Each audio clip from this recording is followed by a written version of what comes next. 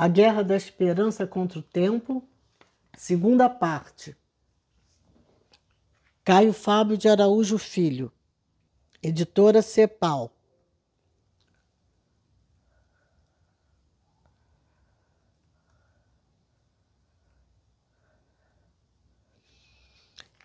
Identificando os inimigos da esperança. O Evangelho de João, capítulo 5, nos ensina também quais são os principais inimigos da esperança no coração humano. Antes de tudo, aparece a multidão dos desafortunados, daqueles que esperavam que se movesse a água. Se havia uma multidão, o que se presume é que tratava-se de uma multidão de frustrados.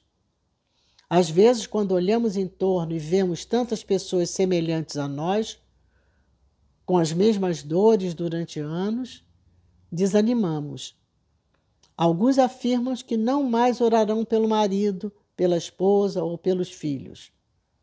Ou declaram que não vão mais esperar coisa alguma da parte de Deus e só não apostatam dele e da fé porque, de algum modo, temem implicações secundárias e posteriores.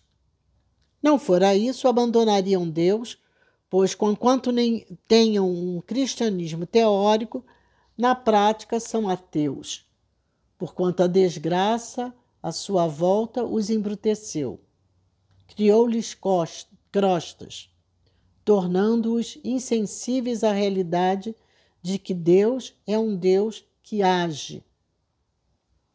Vão desanimando, se cansando, tornando-se mais cínicos, lânguidos, incapazes de crer na intervenção divina.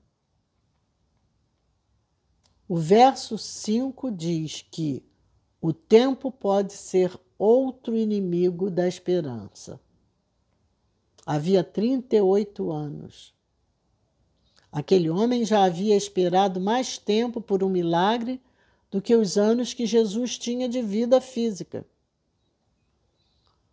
O tempo pode nos fazer desesperar pelo cansaço que pode acometer a alma ante sucessivas esperanças que se adiam, ou pode não ajudar a esperar contra o esperar, porque, afinal, a própria esperança só germina no atraso. O terceiro inimigo é a falta de solidariedade. O verso 7 diz que o homem declarou: "Eu não tenho ninguém." A esperança acontece apesar da falta de solidariedade, ou sucumbe diante dela. Aqueles que não encontram um abraço amigo, uma mão forte, uma oração calorosa, um peito aconchegante, um amigo solidário, uma companhia absolutamente simpática à sua dor e situação, tantas vezes minguados de amizade e de amor, de relações e de fraternidade, acabam capitulando ante a própria dor e se desesperam.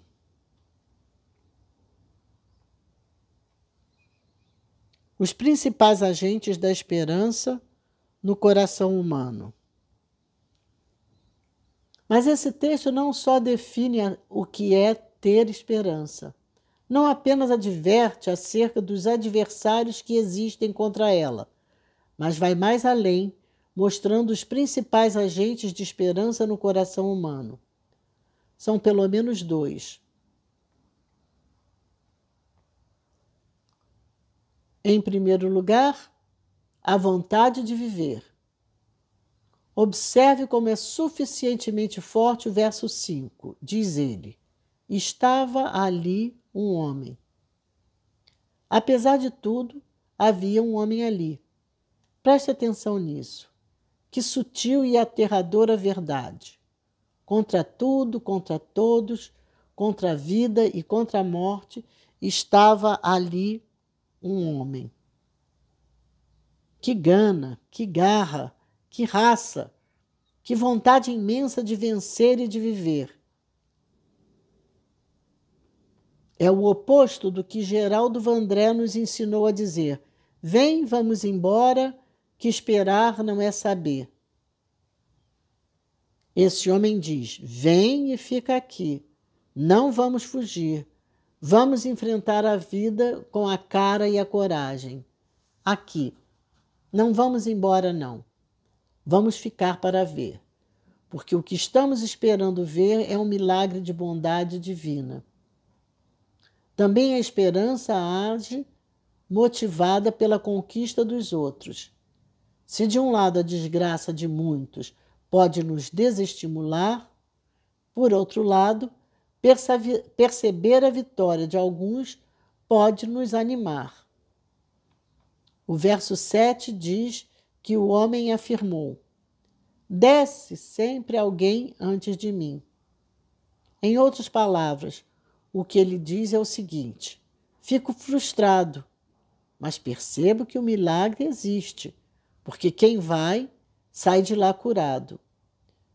Se a multidão dos desafortunados pode nos desanimar, o grupo dos afortunados pode também nos alentar.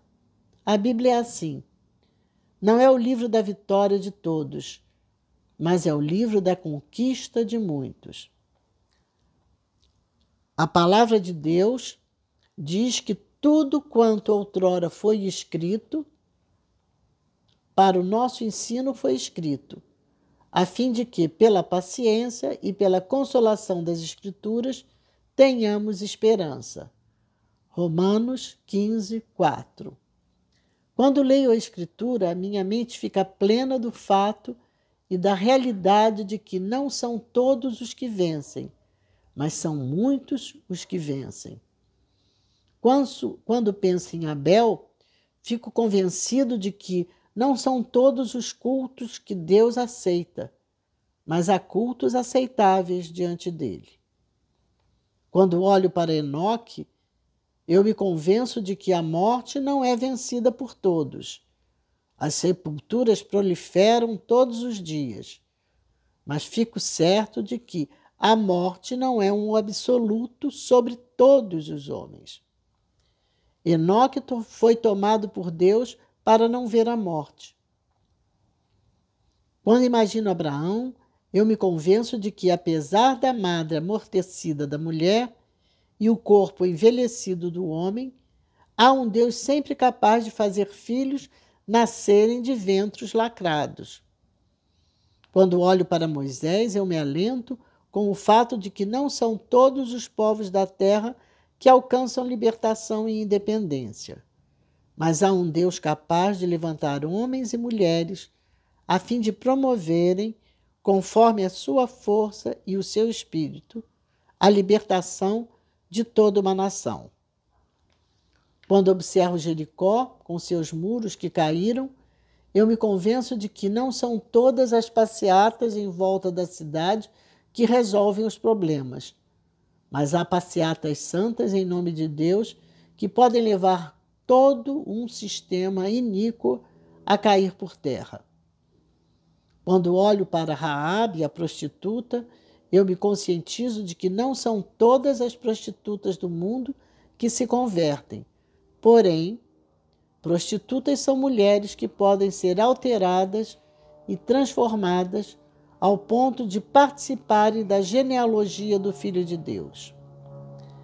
A conquista de outros gesta em mim uma esperança que desenvolve a vontade de vencer para a glória de Deus no tempo presente. O modus operandi da esperança. Mas este texto vai um pouco mais além. Ele nos ensina como e por que a esperança se realiza na história humana, transformando a desgraça em graça, a desordem em ordem, o caos em sentido. Antes de tudo, ela acontece porque Cristo sabe da nossa dor e da nossa existência. Se estivéssemos falando apenas de esperança, estaríamos cultuando um sentimento. mas eu acredito na esperança que é produzida pelo Espírito Santo e pela presença de Jesus Cristo, e que, sobretudo, é baseada no fato de que Deus sabe da nossa existência. A nossa esperança só tem razão de ser, só não é um sentimento banal, poético, apenas para figurar nos textos de beleza literária, pelo fato de que Jesus Cristo sabe da nossa dor e da nossa esperança e se solidariza conosco e com quem somos. Observe o verso 6. Quanta beleza encerra! Jesus, vendo-o deitado e sabendo que estava assim havia muito tempo, perguntou-lhe: Queres ser curado? Sabendo que estava assim. A realização da esperança começa na consciência que Deus tem da nossa história. Uma ocasião, um pai muito aflito me trouxe o seu filho universitário, cético, para que eu orasse por um problema seu. Quando foi se aproximando com o rapaz, vindo atrás, pediu: Por favor, olhe por meu filho. Este logo objetou: Não adianta orar, porque não creio em Deus. Não acredito que ele existe. Virei-me para ele e contestei: Eu vou orar, porque Deus crê que você existe. Ele ficou ali me olhando, orei com ele e, após a oração, o vi desfazer-se em lágrimas diante de Deus. A minha esperança pode virar história, porque Cristo sabe quem eu sou. Ele sabe que eu existo. Ele sabe quem você é. Ele conhece a sua dor. Jesus se solidariza com a agonia da vida humana. Jesus, vendo e sabendo, perguntou-lhe: Queres ser curado? A doença importa a Jesus. A desgraça lhe diz respeito. A agonia humana o molesta, o perturba. É a desordem que não fazia parte da criação original, nem de projeto de Deus para nenhum de nós. Há alguns anos, um casal vinha de carro em Nice, na França, e sofreu um acidente. A moça, uma brasileira geóloga, sofreu uma fratura na base do crânio que lhe atingiu toda a coluna. Ela ficou paralítica. Além disso, cresceu-lhe um bócio nas costas. Sofria dores terríveis. Seu marido, arquiteto, estava fazendo um curso final na universidade. No ano anterior, todas as vezes que entrava na universidade, antes do acidente, um cristão, talvez o único ali, o olhava de longe e dizia: Pedro, Jesus ama você. Ele confessa que sentia uma vergonha terrível daquele crente. Quando entrava no campus, lá estava ele, saltitante, sorridente, dizendo: Pedro, aleluia, Jesus ama você. Naquele dia, após o acidente, ele entrou no campus completamente desolado. E quando foi chegando à sua sala, chorando, viu o cristão de longe. Ele veio ao seu encontro e disse: Pedro, Jesus ama você. E Pedro não fugiu. O moço se aproximou, percebendo que ele chorava. Perguntou-lhe o que estava acontecendo. Pedro lhe contou a história de dor e de desgraça que sucedera à esposa. E o rapaz começou a pular de alegria. Aleluia, Pedro! Você está louco? Questionou Pedro. Estou lhe dizendo que minha mulher está paralítica e você salta de alegria? Ele respondeu: Pedro, você não se diz ateu, e sua mulher também? Então, aleluia! Chegou a hora de você ver que o meu Deus é vivo. Pedro, vou à sua casa hoje à noite. E Pedro disse: meu Deus, ele é doido. Mas loucura por loucura, deixa ele vir.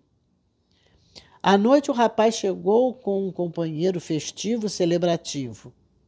Entraram, começaram a cantar junto ao leito, a louvar a Jesus, e a moça ali agonizando, atormentada, sem poder mexer praticamente nada do corpo. Lá pelas tantas, o rapaz disse: estou me sentindo muito feliz porque Deus vai honrar o seu nome hoje aqui. E pediu à moça: eu gostaria que você orasse. Ela respondeu: eu não posso orar, pois não creio que Deus existe. O moço disse: ore assim mesmo. Ela então orou: o Senhor não existe para mim, mas se eu existo para o Senhor, então olhe para mim. E ela disse que, enquanto fazia aquela oração, lhe veio à mente um pensamento completamente incontrolável. Dizia assim: jogue a cabeça para trás, com toda a força que você tiver. Ela assim o fez, e ao fazê-lo, sentiu a coluna inteira estalar. De repente, viu-se curada, pulou da cama. Está andando até hoje. A minha e a sua esperança podem se tornar história, porque Jesus sabe de nós. Também a minha e a sua esperança podem se realizar, desenvolver-se mediante a palavra de Jesus, que produz a realidade transformadora do sentimento em história diante de nós. O verso 8 conta que Jesus olha para este homem e lhe diz: levanta-te, toma o teu leito e anda. A esperança só vira história quando está calçada e fundamentada na palavra de Jesus, palavra que direciona a mim e a você. Levanta tu, toma o teu leito e anda tu. Levanta tu, toma o teu leito e anda tu. E palavra específica, direta, individualizada. É palavra sua, palavra de Deus para nós. Não apenas creio que a Bíblia é uma palavra de Deus, mas que ela é a palavra total, absoluta, inquestionável. Palavra que julga todas as outras realidades da vida. Também acredito num Deus que torna a falar hoje, num Deus que faz de sua palavra algo absolutamente pessoal, relevante, transformador, contundente, para mim e para você. Hoje, um Deus capaz de me dirigir a palavra ao ser humano, de dirigir a palavra ao ser humano. Creio no Deus que me chama de tu, que fala das minhas coisas, da minha cama, da minha dor, minha paralisia, de quem eu sou. E quando esse Deus que fala, então os sonhos viram realidade. A minha esperança é que você não esteja apenas lendo este livro, mas de alguma forma sentindo Deus diretamente lhe falar algo profundamente pertinente a uma realidade absolutamente pessoal. Há muitos anos, minha mãe passava por uma grande agonia. Meu pai perdera tudo quanto possuía e estava sendo levado para um inquérito militar. A família enfrentando uma vergonha pública tremenda, devendo sair de uma cidade para uma outra que não conhecia, que nos aterrorizava. O casamento esfacelado, vendo meu pai viver uma outra vida, com outra mulher, outra família, ameaçando largar-nos. Ela então abriu a sua Bíblia em desespero, e ela conta que o texto que teve diante dos olhos, João 13, verso 12, em diante, se tornou completamente dela, como se houvesse sido escrito e dirigido exclusivamente a ela. Estava ali diante de seus olhos, como se tudo o mais estivesse completamente isolado. O que eu faço, tu não sabes agora. Compreendê-lo-ás depois. Compreendê-lo-ás depois. Não muito tempo depois, talvez 4 anos depois, aquele homem duro, petrificado, de alma engessada, meu pai, lendo o Evangelho pela madrugada, curvou-se diante de Jesus Cristo e entregou sua vida a ele. O que eu faço, tu não entendes agora, mas compreendê-lo-ás depois. Logo depois? Quanto tempo depois? Nem a esperança sabe. Todavia, espera. Há um Deus que fala comigo, fala com você, e quando ele fala, a sua vontade permanece para sempre. E o que ele diz vira história, vira fato, vira vida. Em último lugar, essa esperança que se torna história se efetiva mediante a fé na palavra de Jesus. O verso 9 diz: e o homem se viu curado. Mas leia o que está dito no verso 8. Jesus fez o homem ver-se curado antes de estar curado. Isso porque Jesus disse: levanta, toma o teu leito e anda. Desse modo, Jesus constrói a história que pode ser na imaginação do homem. O homem se vê levantando, apanhando o leito, andando e crê na possibilidade de que o que Jesus dizia se tornasse real. E a sua mente se enche da história antes da história. Por isso, pela fé, o que Jesus prometeu como história tornou história para ele. Que coisa tremenda! Ele só se viu historicamente curado porque pôde, antes da cura, na sua imaginação adubada pela fé esperançosa, ver-se curado. Houve todo um processo de gestação mental e espiritual da fé no coração daquele homem. Não sei com que espírito você tem recebido este livro.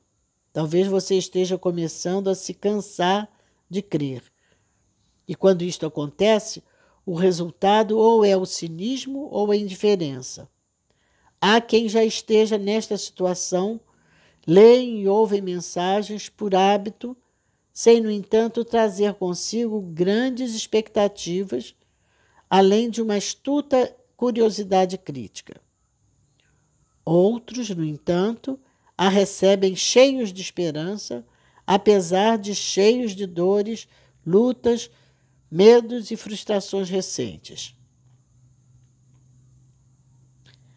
Aos que começaram a se cansar de crer, eu digo: deem chance ao coração de crer.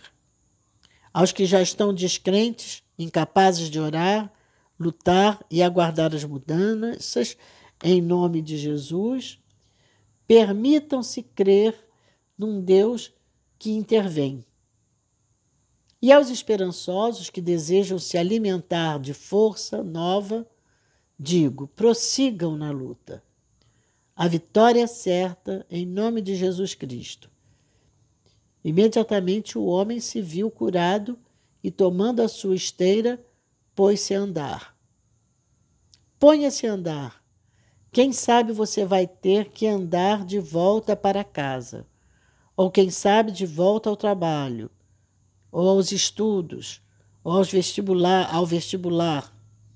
Quem sabe você tem que andar na direção daquele filho perdido, ou daquela filha que foi humilhada pela gravidez solteira e repentina. Talvez você tenha que andar na direção daquele sonho que virou memória envergonhada, pela frustração de não ter virado história.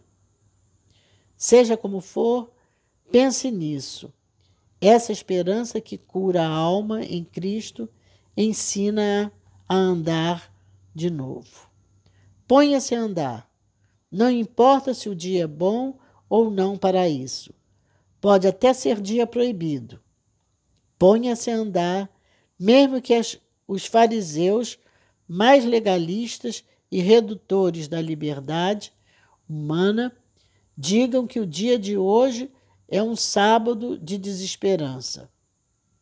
Ponha-se a andar assim mesmo. Já bastam os anos de sábado sem vida e sem esperança que você viveu. Levante agora, em nome de Jesus. Fim.